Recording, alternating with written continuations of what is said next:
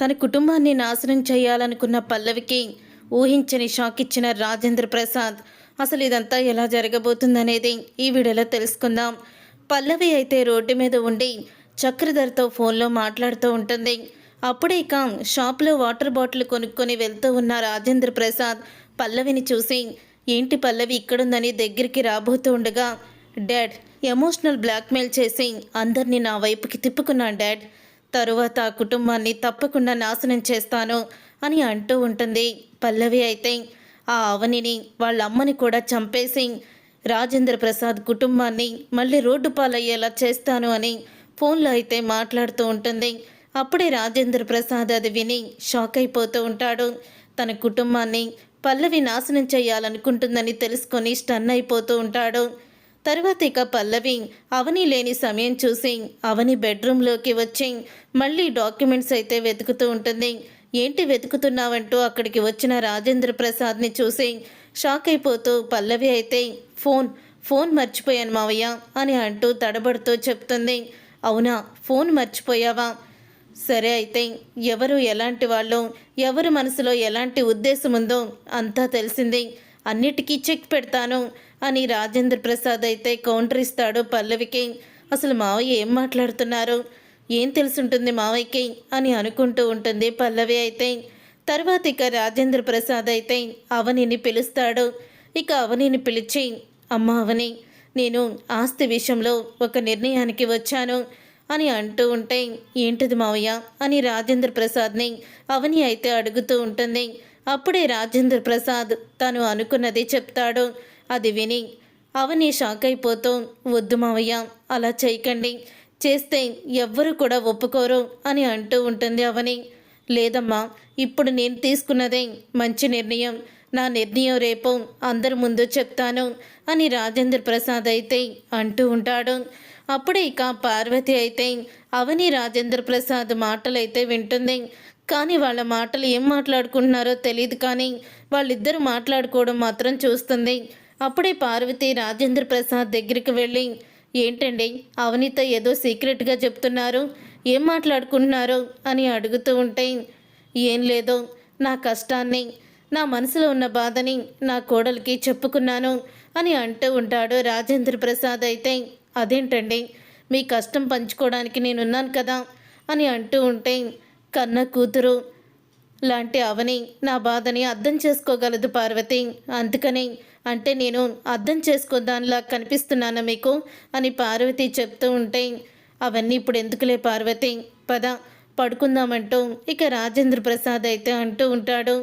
ఏమైంది ఈయనకి, రోజు రోజుకి నేనంటే అస్సలు కూడా ఈయనకి ఇష్టం ఉండడం లేదు, లేకపోతే ఈరోజు తన బాధని కూతురు లాంటి కోడలతో చెప్పుకున్నారు తప్ప నా భార్యనైనా నాతో చెప్పుకోలేదు అని అంటూ ఉంటుంది. తర్వాత ఇక ఉదయం అయితే అవుతుంది. ఉదయం అయిన తర్వాత ఇంకా శ్రేయాకి టిఫిన్ అయితే తినిపిస్తూ ఉంటాడు శ్రీకర్. వద్దు శ్రీకర్, ఇంకా కడుపు నిండిపోయింది అని అంటూ ఉంటే, అదేంటి ఇంకా నువ్వు పాలు కూడా తాగాలి ఏరా అని అంటూ ఉంటాడు. అవునక్క, నువ్వు పాలు కూడా తాగాలి అని పక్కనే ఉన్న అతను అంటూ ఉంటే, అప్పుడే ఇక అవని అయితే, చూడు శ్రీకర్, నువ్వు భార్యని ఎంతో ప్రేమగా చూసుకుంటున్నావు, నిజంగా శ్రేయ చాలా అదృష్టవంతురాలు అని చెప్తూ ఉంటుంది, పొగుడుతూ ఉంటుంది. ఇంతలో రాజేంద్ర ప్రసాద్ అయితే అందరినీ కూడా పిలుస్తాడు. రాజేంద్ర ప్రసాద్ ఇక అందరినీ పిలవడంతో, ఏంటి మావయ్య గారు అందరినీ ఎందుకు పిలిచారు అని అనుకుంటూ ఉంటుంది పల్లవి. తర్వాత ఇక అక్షయ్ అయితే, ఏంటి నాన్న అందరినీ పిలిచారు, ఏదైనా ముఖ్య విషయమా అని అడుగుతూ ఉంటాడు.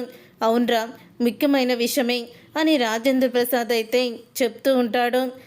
ఇక అందరూ వచ్చిన తర్వాత మీ అందరికీ కూడా నేను ఒక విషయం చెప్పాలని అనుకుంటున్నాను, అదే విషయం ఇప్పుడు అందరికీ చెప్పబోతున్నాను అని రాజేంద్ర ప్రసాద్ అంటూ ఉంటాడు. అప్పుడే ఇక అవని అయితే, మావయ్య గారు అని అంటూ ఉంటే, ఆగమ్మా, నేను చెప్పేది చెప్పనివ్వు అని అంటూ ఉంటాడు రాజేంద్ర ప్రసాద్. అంటే అవనికి ముందే తెలుసు మావయ్య ఏం చెప్తున్నారు, అసలు ఏమై ఉంటుంది, మావయ్య ఏం చెప్పబోతున్నారు అని అనుకుంటూ ఉంటుంది పల్లవి. చక్రధర్ని విడిపించడానికి అవని ఒప్పుకోలేదు. ఇక అవని ఒప్పుకోలేదని అవని మీద అందరూ కూడా చాలా కోపంగా ఉన్నారు. అది సహజమే, ఎందుకంటే అలా బ్లాక్మెయిల్ చేసేవాళ్ళు ఇంట్లో ఉన్నారు కాబట్టి అవని మీద లేనిపోని మాటలు చెప్పేవాళ్ళు ఉన్నారు కాబట్టి అవనిని మీరందరూ అపార్థం చేసుకుంటున్నారు అని అంటూ ఉంటాడు రాజేంద్ర ప్రసాద్. ఒక్కసారి పల్లవి షాక్ అయిపోతూ ఉంటుంది. బ్లాక్మెయిల్ అంటున్నారేంటి అని అనుకుంటూ ఉంటుంది. అప్పుడే ఇక రాజేంద్ర ప్రసాద్ అయితే, పార్వతి, చక్రధర్ని విడిపించడం నీకు ఇష్టమేనా అని అంటూ ఉంటే, మరి ఇంటి అల్లుడు కదండి, మరి విడిపించకపోతే ఇంటి ఆడబొడుచు బాధపడడం చూడలేం కదా అని పార్వతి అంటూ ఉంటుంది. నువ్వమ్మా నిన్ను అడిగిన అల్లుడే ముఖ్యమంటావులే, మిగతా వాళ్ళందరూ కూడా ఇక చక్రధర్ అంటే కొంచెం విడిపించొచ్చని సగం వద్దని అనుకుంటున్నారు. ఇక పల్లవి అయితే వాళ్ళ నాన్న బయటకు వస్తే చాలు ఇక మొత్తం రాజ్యాన్ని ఏలొచ్చని పల్లవి అనుకుంటుంది. అంతే కదమ్మా అని అంటూ ఉంటాడు రాజేంద్ర ప్రసాద్ అయితే. అప్పుడే ఇక పల్లవి అయితే, ఏంటి మావయ్య అసలు మీరేం చెప్పాలనుకుంటున్నారు అని అంటూ ఉంటుంది పల్లవి. నేను ఒక్క నిర్ణయానికి వచ్చాను, చక్రధర్ని జైలు నుంచి విడిపించడం అనేది జరగని పని అని అంటూ ఉంటాడు రాజేంద్ర ప్రసాద్ అయితే. ఎప్పటికీ చక్రధర్ జైల్లోనే ఉంటాడు, చేసిన తప్పులకి శిక్ష అనుభవిస్తూనే ఉంటాడు అని చక్రధర్ గురించి మాట్లాడుతూ ఉంటాడు రాజేంద్ర ప్రసాద్. అది విని ఇక పల్లవి అయితే, అంటే మా నాన్న జైల్లోనే ఉండి జైల్లోనే చావాలనుకుంటున్నారా అని అడుగుతూ ఉంటుంది. అప్పుడే ఇక పల్లవి, నాకు తెలుసు మీరందరూ కూడా మా నాన్నని జైల్లోనే చంపేయాలని, నన్ను మా అమ్మని అనాథని చెయ్యాలని, మా కుటుంబాన్ని నాశనం చెయ్యాలని కంకణం కట్టుకున్నారు అని అంటూ ఉంటుంది పల్లవి. అప్పుడే ఇక పల్లవి చంప పగలగొడతాడు రాజేంద్ర ప్రసాద్ అయితే. ఎవరి కుటుంబాన్ని నాశనం చేయాలనుకున్నారు అని అంటూ ఉంటాడు. అప్పుడే ఇక పల్లవిని ఎప్పుడైతే రాజేంద్ర ప్రసాద్ కొట్టాడో అది చూసి అందరూ కూడా షాక్ అయిపోతూ ఉండగా ఇక అడుగుతూ ఉంటుంది రాజేశ్వరి అయితే, ఏంటన్నయ్య ఇంటికి రమ్మన్నావు, ఏదో చెప్పాలన్నావు, వచ్చేసరికి నా కూతుర్నేమో నువ్వు కొడుతున్నావు, ఏం చేసింది పల్లవిని ఎందుకు కొడుతున్నావు అని అడుగుతూ ఉంటాడు. ఏం చేసిందా నువ్వే చూడు అని వీడియోని చూపిస్తాడు. ఇక ఆ వీడియోలో పల్లవి చక్రధర్తో ఫోన్లో మాట్లాడే ప్రతి మాట కూడా వింటుంది. నీ భర్త నీ కూతురు ఇద్దరు కూడా నా కుటుంబాన్ని నాశనం చేయాలని కంకణం కట్టుకున్నారు. నీ భర్త మారిపోయాడన్నావు కదా, నీ భర్త మారిపోలేదు, నీ కూతురుతో కలిసి ఇంకా కుట్రలు ఎక్కువ చేస్తున్నాడు. అత్తగారింటిని నాశనం చేయాలనుకునే గొప్ప కోడలు నాకు దొరికింది.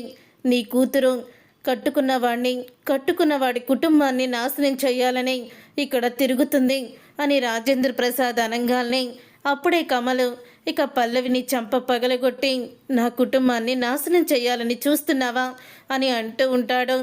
అప్పుడే రాజేంద్ర ప్రసాద్ అయితే, రే కమల్, ఇన్ని రోజులు మీ ఆవిడ చేసిన కుట్రలు కుతంత్రాలు మొత్తం అవనికి తెలుసు.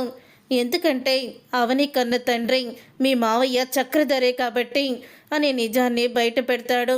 ఈ విషయం పల్లవి కూడా తెలుసు. కానీ అడుగడుగునా అవని వాళ్ళమ్మ మీనాక్షిని నోటికొచ్చినట్లు అవమానిస్తూ తిడుతున్నట్టు అందరినీ కూడా రెచ్చగొట్టింది. పార్వతిని, మా అమ్మని, కుటుంబాన్ని మాటలతో మాయమాటలతో మార్చేసి దేవత లాంటి నా పెద్ద కోడల మీద నిందలు వేసింది అని మొత్తం నిజాలన్నీ బయట పెడతాడు రాజేంద్ర ప్రసాద్. చూసారుగా ఫ్రెండ్స్, రాబోయే కథలో ఖచ్చితంగా ఇలాగే జరగబోతుంది. మరి ఇలాగే జరగాలని మీరైతే కోరుకుంటున్నారా? అయితే వీడియోని తప్పకుండా లైక్ చేసి ఛానల్ని సబ్స్క్రైబ్ చేసుకొని పక్కనే ఉన్న గంట సింబల్పై ఆల్ని క్లిక్ చేయండి. అప్పుడే మేము పెట్టే ప్రతి వీడియో మీరు మిస్ కాకుండా చూసేవచ్చు.